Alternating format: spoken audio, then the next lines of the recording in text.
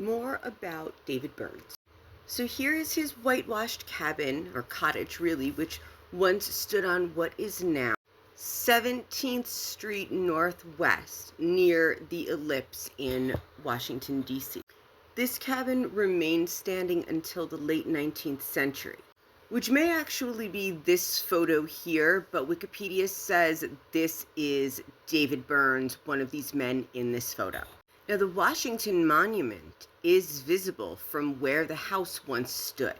And as I've said before, David Burns wrote directly to George Washington on February 12th, 1793, demanding payment for his acreage that he said was his only source of income. So he tried to file a lawsuit against the federal government and lost. Now, he died in 1799, 1 year before the completion of the original structure of the White House.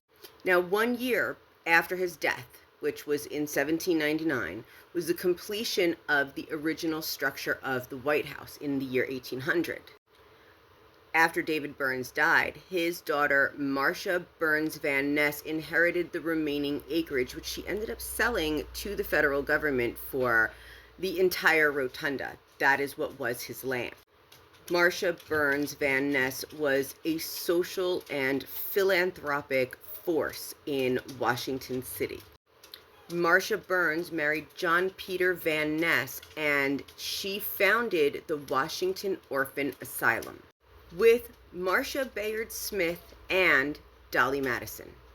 And this orphanage asylum was very progressive for its time, but also very segregated. They only wanted Protestant children. And these children were forced to do heavy labor. In the 1860s, a new structure for this orphanage was built, but it was commandeered by the federal government for the Civil War.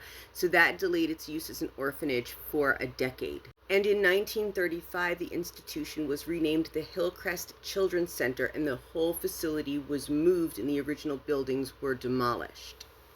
And today, Hillcrest still operates as a nonprofit mental health facility. Dolly Madison has officially entered the picture. Happy haunting. And meet me in the den. Don't forget to subscribe to the Dark Entertainment Network. The YouTube link is in the bio.